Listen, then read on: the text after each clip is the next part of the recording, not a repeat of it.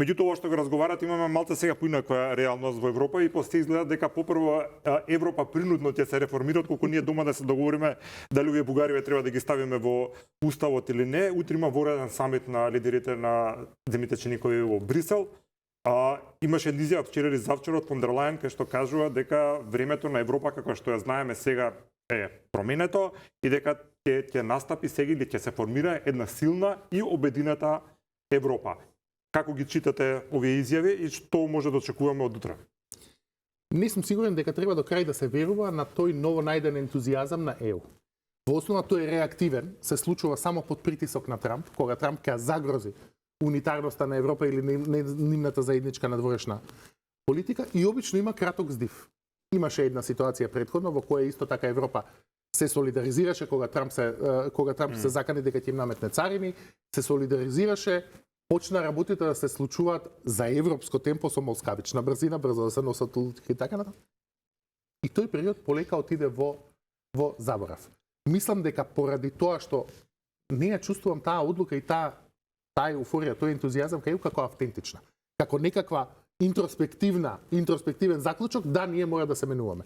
Мислам дека е тоа повеќе реакција на притисокот на Соединетите Американски држави и имам впечаток дека баш поради тоа ќе биде транзиторна.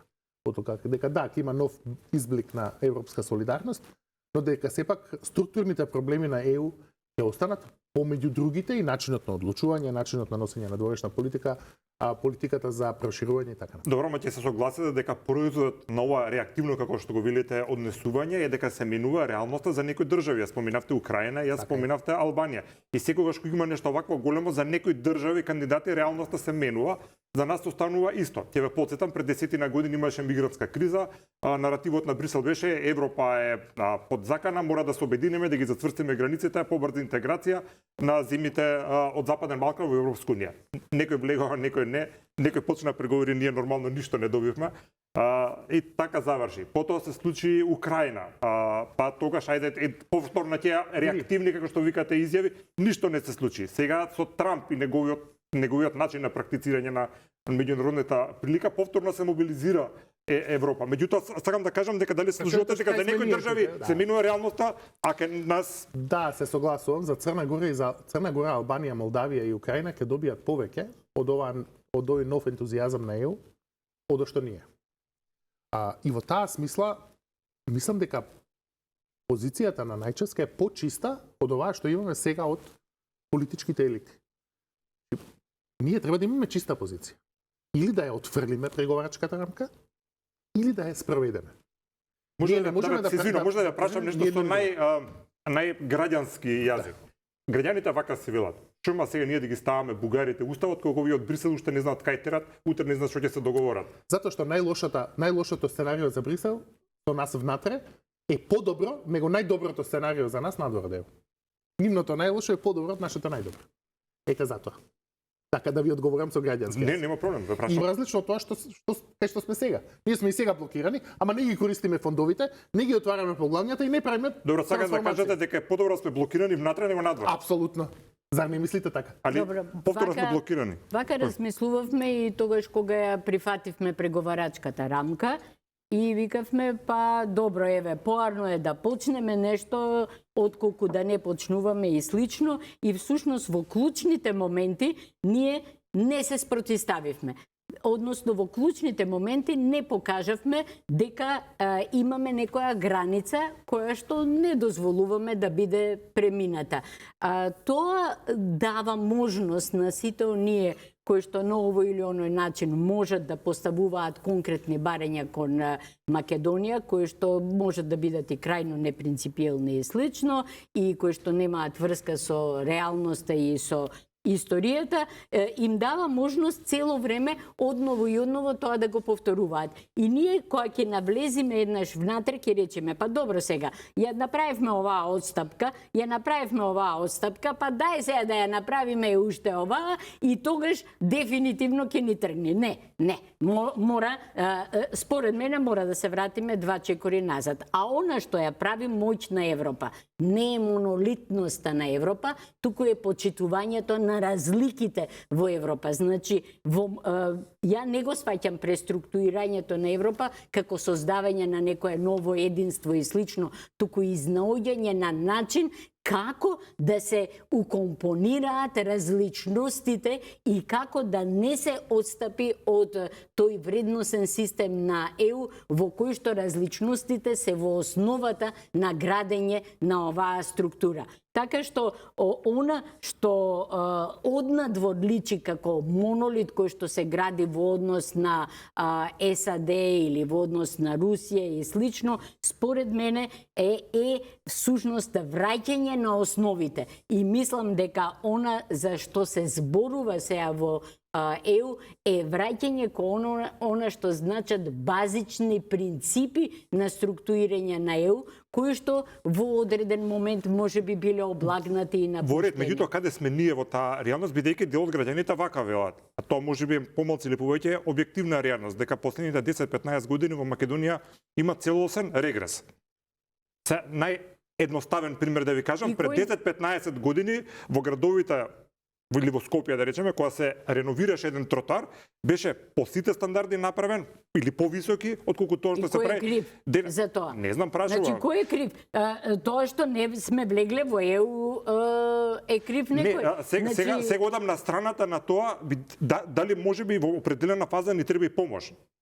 Ама не зборуваме овдека за помош, овдека зборуваме за некој кој што нема основна деловна способност, кој што е неспособен сам ништо да направи, кој што апсолутно нема 2 грама мозок и некој ќе треба од надвор да му кажува: слушај, ти овдека овој тротоаров ќе го направиш вака и вака. Значи, луѓе, па ако ние сметаме дека сме деловно неспособни како држава, ако сметаме дека сме неспособни како граѓани, не го сметам тоа, јас само ви ја презентирам реалноста. Јас само ви ја презентирам реалноста да ја коментирате. Да, реалноста е таа. Реалноста е можеме да се избориме со таа реалност само со внатрешни сили, не со надворешни сили. Дефинитивно според мене е тоа така. Добро, каде да ги најдеме тие внатрешни сили според вас и вашето искуство и како да го победиме песимизмот кој што моментално влада и во општеството? Јас се придржувам до некои изреки од минатото, нели, она како беше што полошо тоа подобро, дека во одреден момент граѓаните ќе не можат да го прифатат веќе она што се случува на политичката сцена во Македонија, во одреден момент дефинитивно ќе застанат за она што представува рационално размислување и барање на решение во рамките на своите собствени капацитети. Во моментот во Македонија има политичка структура која што ќе го артикулира рационалното кој што го велите? Не, има граѓанска структура. Значи, во моментов нема политичка структура која што може да го рационализира ова. Меѓутоа, според мене, има доволно јака граѓанска структура која што би можела да ја насочи, да ја врами политичката структура која што може тоа да го изведе. Каде ја гледате тоа? Каде го гледате? Мислам, од каде го црпите ваквиот став? Заради тоа што... Не велам дека не постои, само да плюс да добием информација. Да, затоа што јас сум во граѓанскиот сектор од многу одамна и знам како беше да се побуниш, како беше да поставуваш прашања, како беше да се спротиставиш на власта негдека во 95-та, 97-та, 98-та година, кога не можеше да стане збор ни за минимално организирање на граѓаните во она што би представувало поставување на соодветни барања и барање за учество во процесите на одлучување. Промената е неверојатна.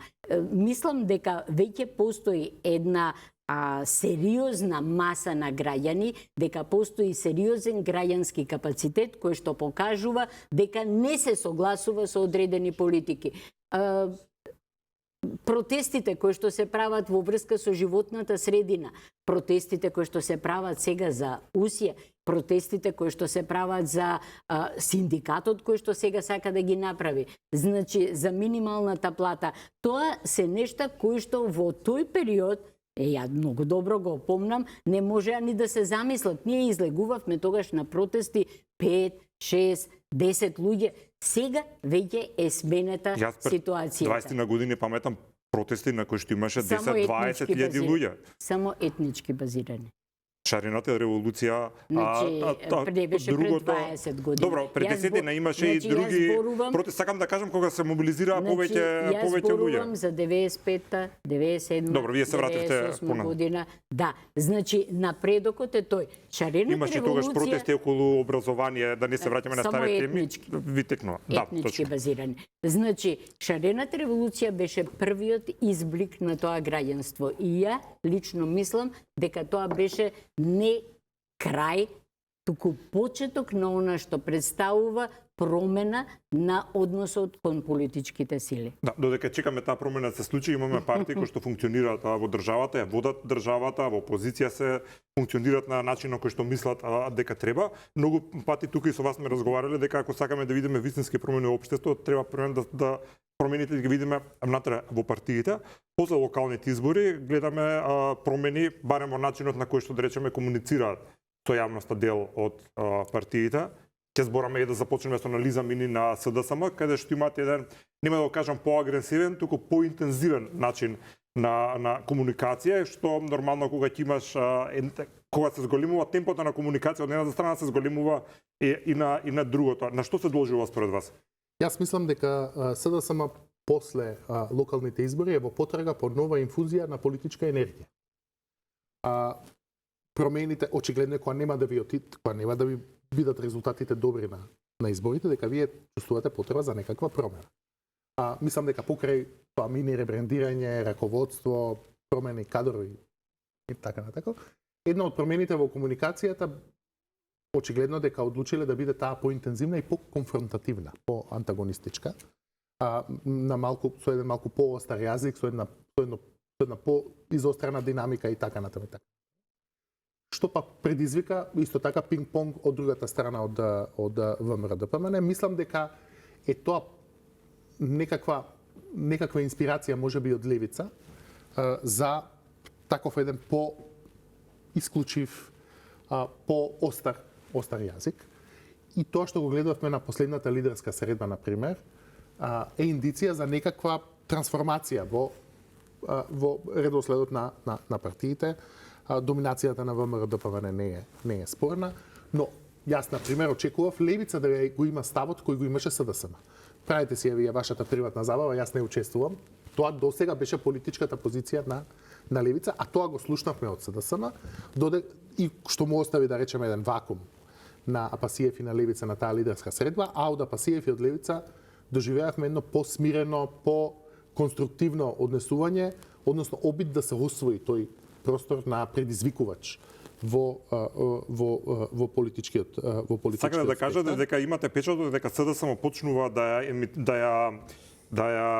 имитира левица, а левица си го зазема празниот простор во опозицијата што е оставен? Па секако се движи СДСМ кон лево, значи во малку по агресивна риторика, а левица секако се движи малку кон центарот. Тој процес почна и со кандидатурата на Амер Мециновиќ за град Скопје, што е и нормално. Вие кој ќе стигнете една економија од обем, ја викаме ние морате да се придвижите малку кон малку помеки, помалку исклучиви политики, ако сакате да ги надраснете тие 7-8-10% на нишер во политички. И што според вас ваквиот начин на функционирање долгорочно би донел на СДСМ? Секако ваше мислење. Видете, треба да тоа многу Дали се на прав пат, Па јас мислам дека не требаше да отсуствуваат од лидерската средба, тоа е моје лично мислење. Мислам дека и квалитетот на лидерската средба и квалитетот на политичкиот дискурс, без оглед дали ќе се согласат они таму или не, секако тоа за голем дел од граѓаните изгледа како приватна фарса. Мислам дека ќе беше подобро да учествуваат.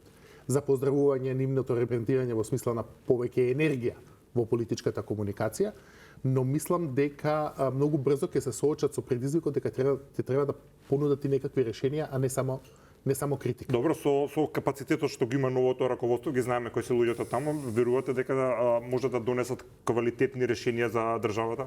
Мислам дека нивниот процес на интроспектива уште не е завршен. Мислам дека уште се во фаза на процесирање на резултатите на изборите и на промена, А дали од тоа ќе излезат постилни или послаби, тоа ќе видиме како ќе поминат натаму. Мислам дека сепак треба да се почека конгресот. Тој ќе биде еден од мајлстоуните кај што ќе знаеме дали тие ќе се обединат кон некаква конструктивна политика и повторно ќе се борат за првото место или ќе се соочат со една екзистенцијална криза. Двете сценарија се можни. Ја лично не мислам дека СДСМ оди кон лево. Лично мислам дека СДСМ станува ВМРО ДПМН и дека почнуваат да се бришат границите меѓу СДСМ и ВМРО ДПМН според она што представува начин на делување, методологија, сваќање на работите и понуда која што ја даваат пред граѓаните. Лично јас апсолутно веќе зборував на различни места, сметам дека таа лидерска средба е фарса. Мислам, фарса е само по себе да имаш лидерски средби внатре во држава во која што си постојат функционални органи, собрание, влада и слично. Мислам, тоа е безсмислено. Лидерски средби постојат во меѓународните односи и меѓу различни држави. Давос не е една форма на лидерска средба сега? Тоа е на различни држави, не ви се чини? Значи, различни држави се. Различни држави се во ЕУ. ЕУ не е ни федерација. Но добро, меѓутоа за проблемите на НАТО може да седнат и во НАТО да се разговарат. Ама се различни држави. Различни држави. Значи, зборуваме за една држава. И знаете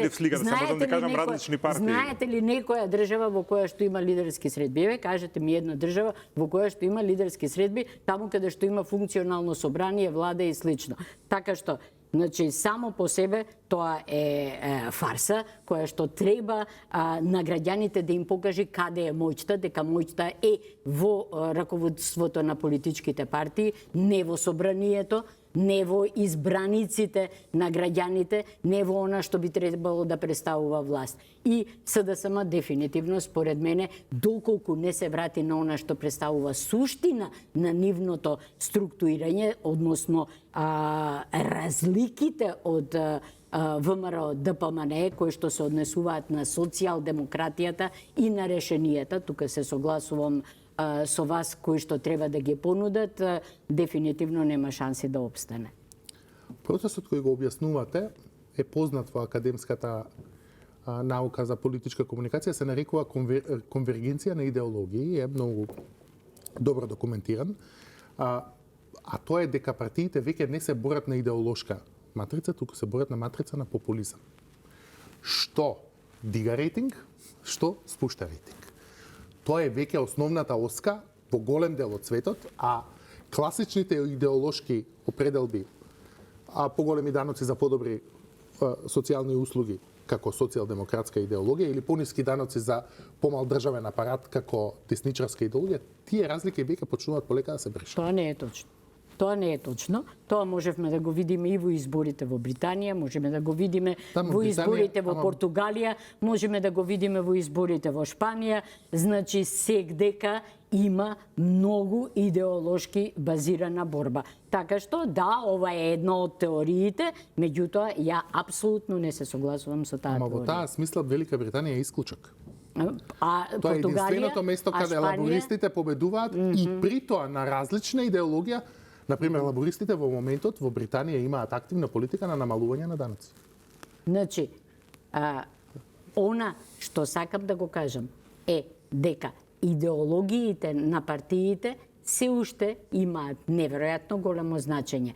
А она што го имаме денеска, она што денеска го имаме како СДСМ, ДПМН и слично, е само лажење на народот дека имаме различни партии. Тоа се само различни водачи, да не кажам племенски водачи, кои што во моментот се обидуваат да зграбат дел од она што представува колач, кој што можат да го јадат во државата. Така што ние и немаме вистински политички структури. Токму заради тоа и се држат овие средби на челниците на јадат во државата. Така што ние и немаме вистински политички структури. Токму заради тоа и се држат овие средби на челниците на назови политичките партии со цел да се измери кој е поголем, кој може затоа се и комуникациите и со Али Ахмети и слично. Така што ве молам, Не значи. согласувам со тоа дека И јас не се согласувам. дека се појавува Да. диференцијација на идеологии, напротив, конвергенција на идеологии се појавува. Во сите примери кои што ги кажавте, левичарските партии имаат предлог во програмите кои се класични предлози од десните партии. Португалија? Намалување на даноци, Португалија, Португалија нема намалување на Не, даноци. ама има намалување- Ни Шпанија нема намалување на даноци. Ве молам. Ама има намалување на државен апарат. Значи, Има реформа на јавна администрација со намалување на бројот на вработени во јавна администрација. Зашто е тоа идеолошки центар, а не е идеолошки лево? Зашто е да не? идеолошки десно, не е идеолошки Епа, лево. Добро, не е согласувате точно. дека форматот на лидерска средба Така, сакав да се вратам на форматот на лидерска Да. средба. или некои примери ви запраша професорка од Не, друга има на држава, многу, дали има знам? на многу места лидерски Аха. средби. Каде? Па скоро во сите земји на Балканот. А на Балкан. Често, да, Значи често племенски сојузи кај што имаме. Еве јас ќе почекам, завршете вие, па после ќе Не, кажам. на Балканот. Има во повеќе земји. Да, посреќен би бил кога кога би имало континуирано инклузивен политички диалог низ некаков нормален формат. Собрание, координатори на партенички групи, интрапарламентарни средби, средби на ниво на државни секретари и така натаму, но и вака подобро е да разговараат одошто да не разговараат. Значи ако не можеме да воспоставиме веќе целосно инклузивен политички диалог низ институциите на системот, ако тоа е невозможно, подобро да седнат и да разговараат лидерите, одошто да разговараат Зашто е подобро? само низ оптика на нишан, Зашто е подобро? затоа што има проекти за кои е неопходно. Зашто е подобро? За подобро да го поделат колачот меѓу себе. Што добиваат граѓаните од тоа што ќе разговараат политичките лидери? Што добиваат? Повеќе демократија, подобри решенија во законите? Значи, што добиваат граѓаните од тоа што ќе се сретнат Мицковски и Али Ахмети и ќе се договорат кој кого да не го гони за направените криминали? Што е подобро за граѓаните? А вие тоа мислите дека се случува на А што лидерската мислите средба? вие дека се случува? Па не знам, еве на пример Што? на лидерската средба еден од предлозите беше да се усогласат партиите за да се избере народен правобранител. И што значи тоа? Тоа е како што значи тоа? Што значи тоа? Зашто би требало политичките водачи да се согласуваат кој да биде народниот правобранител? Затоа што постојат политички- Народниот правобранител кој што треба да биде неполитички, кој што треба да биде надвор од А како се бира партиите народниот правобранител? Во собранието. Па како тогаш Значи- е неполитички? Значи во собранието го сочинуваат избраници на граѓаните, не политички партии. Па вие имате партија во собранието која го блокира избраници изборот на народниот граѓаните. правобранител. И сега што правиме? Значи избраници на граѓаните го бираат народниот правобранител. Немојте да ми цитирате а не нормативни политичките тавтологии. партии. Имате во моментот Аха. собрание во кое изборот на народниот правобранител е блокиран од некоја партија. Треба ли да се разговара со таа партија за да може да се избере народен правобранител? Не, прашувам? не, треба А е, па да тогаш- се па тогаш да не избереме народен начин, правобранител. Да, и поарно Ама е да ми не се цитирате бира. нормативни тавтологии кои немаат врска со значи вие сте политичката против реалност. правото? Значи вие сте од тие кои што сметаат дека не треба да се применува правото, дека не треба да имаме собрание? Па тогаш зошто имаме собрание? А што е противправно Ама- во лидерската средба? Зашто имаме собрание Не, ве тогаш? прашувам Ама што не, е а јас ве противправно прашувам. во тоа лидерите на политичките партии да седнат и да се Значи- обидат да најдат политичка волја за избор на народен правобранител, за да се Значи- да помине законот за прекршоци за да може да работи Safe City. Значи, Без оглед на тоа доколку- што мислам јас за тие проекти, може да не ми се допаѓаат. Значи не треба Не да гледам што е разговараат во прекршено во собранието. правото, ако они да, се сретнат во прекршено овие- е правото. Заради тоа што највисоко Може да ми кажете кое право законодавно е прекршено? да уставот е прекршен. Затоа што највисоко законодавно тело во кое што пратениците кои што се избраници на граѓаните треба да разговараат и да донесуваат закони и законски акти, на овој начин е тргнато на страна. Се договара меѓу политичките лидери. Прекршен е уставот. Тоа е противуставно. не е точно тоа. Значи според Значи, вас јас како правник ви кажувам Не, дека апсолутно не е токму точно. Тоа Апсолутно не е направено. точно дека во моментот кога- Ние ја негираме демократијата, го негираме собранието, ги негираме сите собраниски комисии, го негираме начинот Значи, на кој според вас, што во моментот кога ќе бидат избрани, народните пратеници треба да престанат да им дигаат на своите политички лидери. не треба да престанат да дигаат рака под од команда на политичкиот лидер. Значи, Супер, кај да подпишам. граѓаните, Океј. врска немате. Граѓаните не можат да влијаат врз политичките лидери. Граѓаните можат да влијаат врз пратениците. Значи, Како можат граѓаните да влијаат на пратениците со влијание. пропорционален модел со затворени листи? Значи, каналите на влијание во едно демократско општество се преку избраниците на граѓаните. Влијанието се врши со комисиски расправи. Така, со директни контакти на граѓаните со своите избрани пратеници, со она што представуваат ад-хок комисии кои што се формираат, со другите работни тела, со јавните расправи. Значи, тоа се начините на кои што граѓаните влијаат и можат да влијаат врз Ниту еден од овои пратениците. механизми, од овие механизми кои ги спомнавте, освен директни контакти на избраниците со своите конституенти, граѓаните немаат никакво влијание. А јас ме Како прашувам, немаат влијание? како Како немаат кога се викаат? влијаат бирачите на народните пратеници кога имате пропорционален систем со затворени листи, во кои листите ги создава единствено лидер? Па вие сте против демократска држава. Не, јас сум за отворени. Вие сте дефинитивно против демократска држава. Вие сте за племенски сојуз и племенски сојузи кои што меѓу себе ќе разговараат.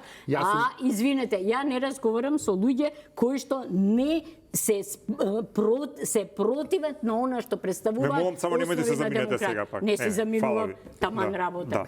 Јас сум за отворени листи, професорке, каде граѓаните ќе можат да влијаат на... Ама тоа се избори. Тоа се избори. Тоа е најдоброто влијание на граѓаните врз пратениците. Не завршува со изборите влијанието на граѓаните, тогаш почнува влијанието на граѓаните. Значи не може да ги сметаме изборите како крај, тие се почеток и ако малку од малку го почитувате она што е напишано во уставот дека се остваруваат интересите на граѓаните преку нивните избрани пратеници, ќе сватите дека изборот е почеток на влијание на граѓаните. Знам, професорка, ама вие ние се соочуваме со еден систем во кој де факто лидерите ги бираат пратениците кои ќе се најдат во собранието. Значи, единствено лидерите бидејќи и да го прифатиме тоа и да кажеме амин, така? Бидејќи Ама видете, лидерската средба се случува во еден предефиниран политички контекст кој сме го наследиле.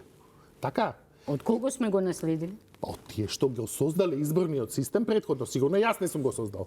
Значи, нема, нигдека не пишува, каде во изборниот систем пишува дека треба да има лидерски средби? Каде, во кој закон пишува дека треба да има лидерски средби? Значи, не знам, 12 пати ме прекинавте, не ми дозволувате да завршам. Ама кажете ми во кој закон пишува? Кога би завршил, би ме сватиле, кога би успел да добро. Во моментот се наоѓаме во политички контекст во кој поради фактот што изборните листи се затворени, пратениците му одговараат директно на лидерот, бидејќи тој има единствена моќ да ги стави или да ги извади од листа. Како? Што не би било случај кога би биле листите отворени. Кога листите би биле отворени, граѓаните би можеле да влијаат на распоредот на тој кој ќе влезе понапред во собранието или не, така би се остварило повеќе влијание. Меѓутоа, тоа е завоиднина, ако не направиме изборната реформа. Ама еднаш ако влезат во собрание, што може да им направи политичкиот водеч? Да ја чуеме, само ќе молам. Во таков политички контекст, пратениците ги слушаат само своите лидери. Јас не велам дека Зашто? Ама кажете ми зашто ги слушаат? Еве, факт е, ги слушаат само своите лидери. Се согласувам. Зошто ги слушаат? Може ли да ги извадат од пратеничко место? Затоа што се надеваат на втора кандидатура и така натаму. Не велам дека е тоа добро. Погрешно ме интерпретирате. Не велам дека е тоа. Меѓутоа така е.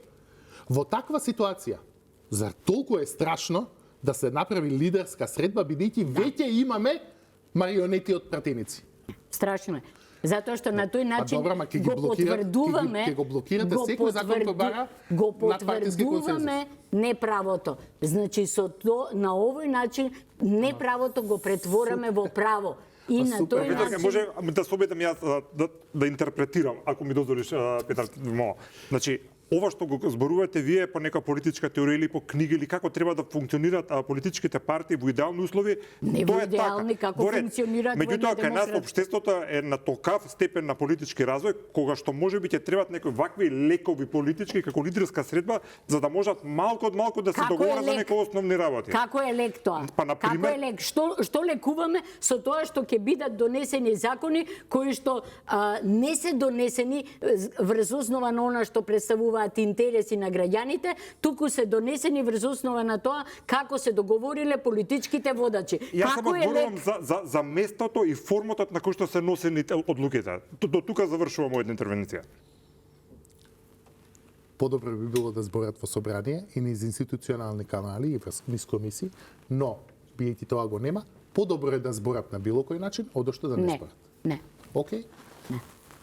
Добро, завршете тука, мислам, прво ако можам Све е окей, мислам, различно мислиме, не. Коректно се, мислам, и здраво е различно да размислуваме, Апсолутно. заради тој се дебатите, не сме сега сите исто да размислуваме, тешко нас ако биде така, ќе се вратам уште еднаш една тема што еве да речеме и лично ми е многу важна и гледам и граѓаните тоа зборат, уште еднаш ќе се обидам околу песимизмот, еве со вас професор кај граѓаните дека можеме ние нешто сами да направиме, дека не е многу тешко, дека да се соочуваме со некои проблеми другите што не се соочуваат и дека кога ќе ни се даде шанса не знаеме да искористиме како што треба. Утрово заврна еден снег и на социјалните мрежи се извади целата недоверба која што имаат граѓаните кон институциите, оправдана или неоправдана, тоа е сега малце диелектика да речем. Ја мислам дека треба граѓаните наши да бидат однесени во Солун.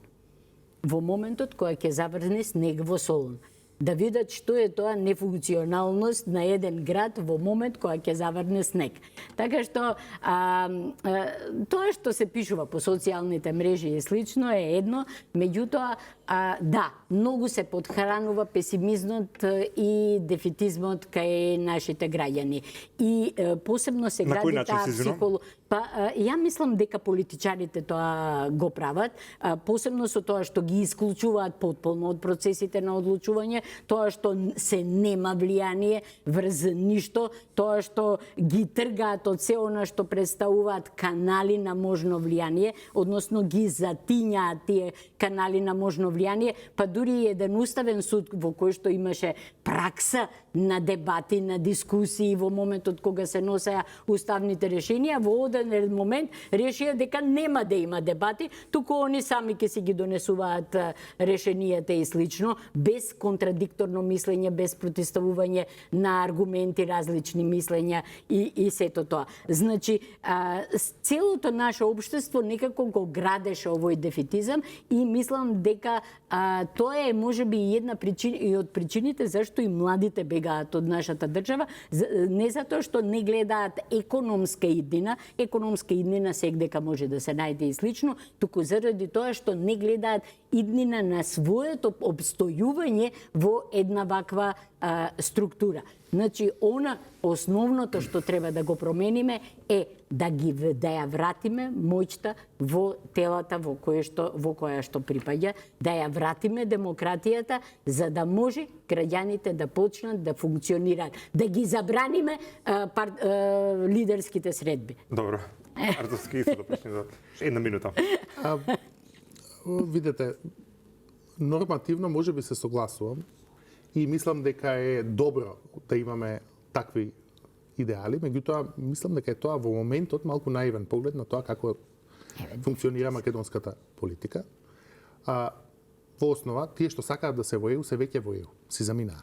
Останатите земаа бугарски пасоши. Ке ни дозволите на оние малкумина кои сме останати овде да бидеме малку разочарани и песимисти. Затоа што едноставно тоа што се случувало досега не научило дека тешко сами наоѓаме сила за суштински промени. Ние не ја најдовме силата за Охридскиот рамковен договор сами по себе, не ја најдовме сила за Преспанскиот договор, не најдовме сила за трансформација сами по себе и веќе 30 години. Видете, после 30 години, ако ние сме правиле нешто како што треба, немаше да наоѓаме евра закопани во зидови, нешто ќе се мрднеше. Така што јас не велам дека ние немаме капацитет, но ете, тоа не сме го направиле. Затоа не ми пречи малку помош од страна за да мртнеме напред. Добро, ви благодарам и на двајцата за учеството во вечерашната емисија. Беше интересна, гледав колку што можам да не се вмешувам, бидејќи наистина коректно си дебатиравте. Ви благодарам. Почитувани, ви благодарам и вам. Имајте пријатна вечер и останете со програмата на Канал 5.